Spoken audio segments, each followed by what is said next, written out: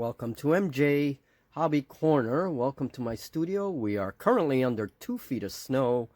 A lot of shoveling this morning, and I didn't quite get to the studio as early as I wanted to. But all in all, I want to do something a little different with this video. I want to show you some of my sculpting work so far. Now, I'm going to put him aside because I'm going to show you him in just a minute. This is one of my first attempts at an alien bug, and I used a real rhino beetle as a inspiration. So I went online, looked at all these beetles, and thought, okay, how can I make that beetle bipedal? And this is what I came up with. And then I did the plasma claws here with hot glue. So this is going to be used for my sci-fi games in the future. The base is a little bit bigger than I'd wanted it, but this is a big beast, right? Next, you've probably seen this. This is my more recent one. This one was for Julie, and this is a giant woolly rhino. And I specialize on wildlife art. This is the first time I'm trying fantasy.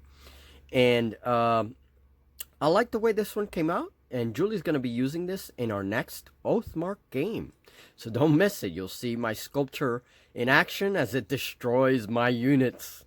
Yes, so this is, I did this as a proxy for an Indrik in Oathmark, right? But it could go with any army of any fantasy game.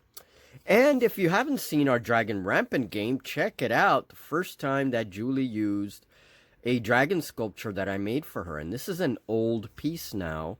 I'm sculpting a little bit different. So if I were to do this again, I would probably do this dragon differently. Now, I put a lot of work into this. I mean, notice all those scales. All that scale work is done by hand.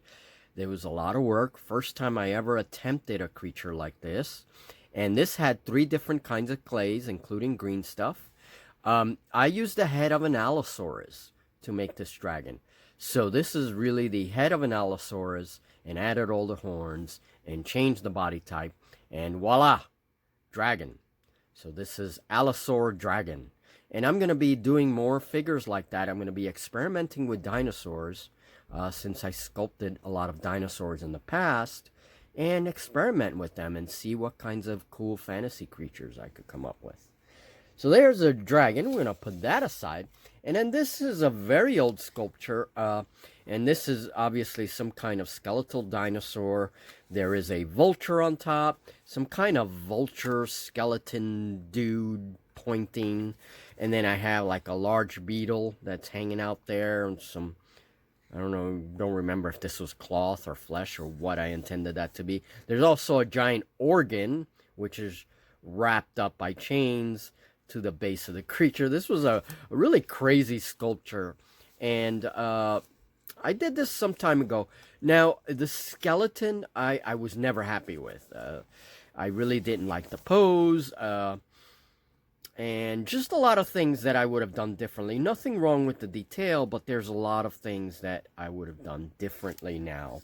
And so also the base is way too big for anything, you know, gaming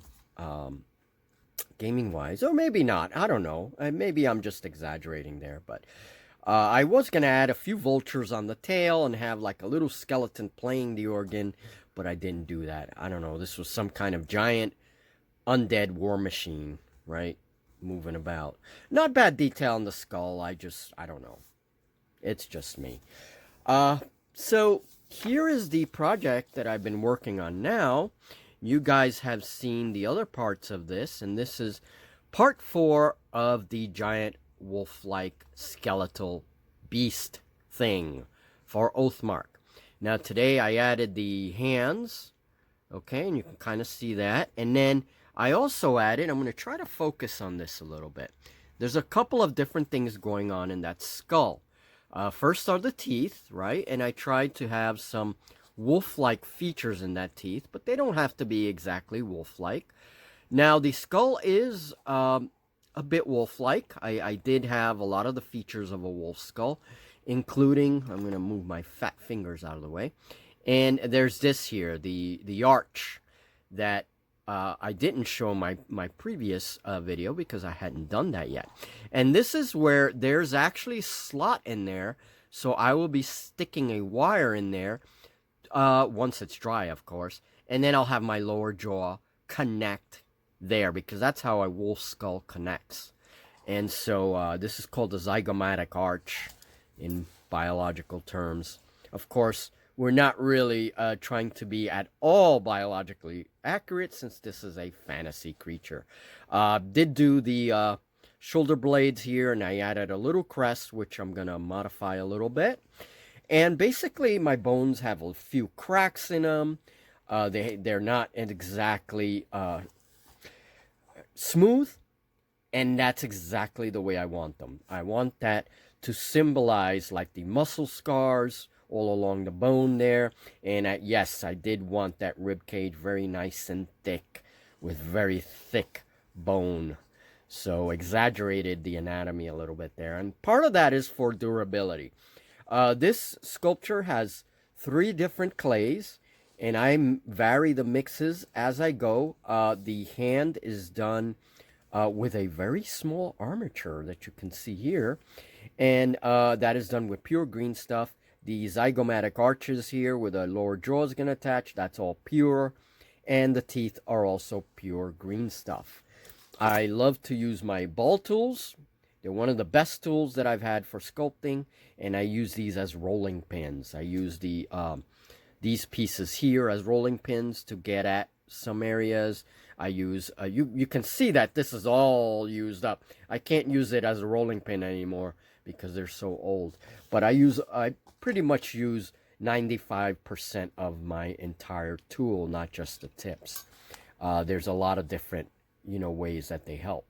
So I'm going to wait till this dry. Now it's time to press the save button and let this figure dry so that I can complete it. And I think once I add the rest of the bones, then I'm going to decide whether or not to add some flesh pieces here and there, some fur here and there, or whether I'm just going to keep this as a skeleton. Okay, so I'll make that decision, maybe make half a face.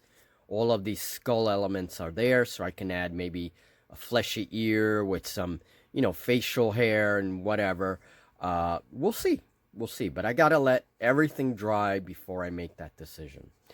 I am happy with this model, and this is going to go in my undead armies for Oathmark. And I'll talk about what kinds of stats I'll use another time. And certainly you guys can comment, and if you have suggestions how to use this critter, hey, let me know. This is a big critter. This is not a little critter. This is a massive wolf-like undead thing.